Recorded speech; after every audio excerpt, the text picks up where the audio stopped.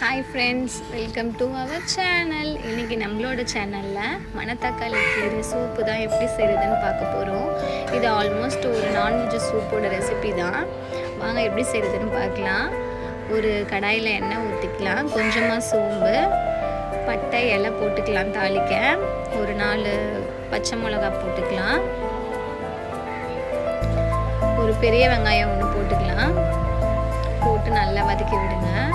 இந்த கீரை உடம்புக்கு ரொம்ப நல்லது. நம்மளுக்கு இப்போ இந்த வெயிலுக்கு வயிற்றுலாம் புண்ணு ஆகும், வாயிலெல்லாம் புண்ணு வரும். அதுக்கெலாம் இந்த கீரை ரொம்ப நல்லது. கீரை பொரியலாகவும் பண்ணி சாப்பிடலாம். கொஞ்சம் கசப்பாக இருக்கும், இருந்தாலுமே ஹெல்த் பெனிஃபிட் ரொம்ப அதிகம். கண்டிப்பாக எல்லாருமே இந்த வெயிலுக்கு இந்த கீரையை வீட்டில் ட்ரை பண்ணுங்கள்.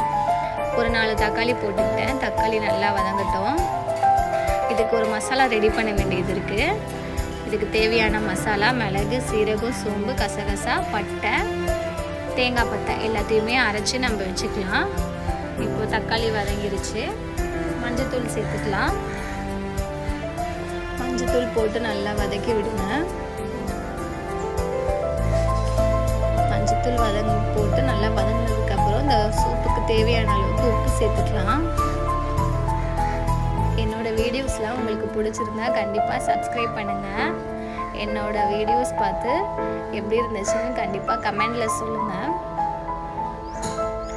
இப்போ அரைச்சி வச்சுருந்த மசாலாவை நம்ம இப்போ சேர்த்துக்கலாம்.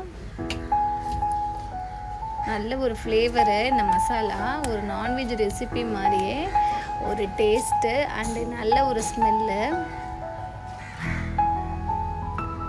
போட்டு நல்லா நம்ம இப்படி நல்லா வதக்கி விட்டுடலாம். கொஞ்சமாக வெறும் மிளகாத்தூள் சேர்த்துக்கலாம்.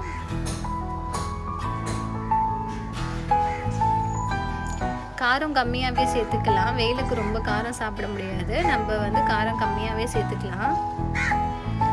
நல்லா வதங்கிடுச்சு. இப்போ கீரையை போட்டுக்கலாம். நான் ஒரு கட்டு மணத்தக்காளி கீரையை வாங்கி இந்த மாதிரி ஆஞ்சிட்டு அலசி வச்சுருக்கேன். ஒரு கட்டு கீரையை நான் சேர்த்துக்கிறேன். போட்டு நல்லா வதக்கிடலாம். கொஞ்ச நேரம் வதக்கி விட்டு கீரையும் மசாலாவும் சேர்ந்து வர மாதிரி நம்ம வதக்கி விடலாம்.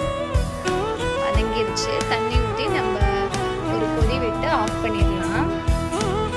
நான் கொதிக்கிறத வீடியோ எடுக்க மறந்துட்டேன். கொதிச்சதுக்கப்புறம் ஆஃப் பண்ணிடலாம். காக்காவே வந்துடுச்சு ரெடியாக என்னோடய சூப்போட வாசனைக்காக. இதுக்கு சைடிஷாக முட்டையை வறுத்து வச்சுருக்கேன். அவ்வளோதான் ஃப்ரெண்ட்ஸ் என்னோட சமையல். பாய்.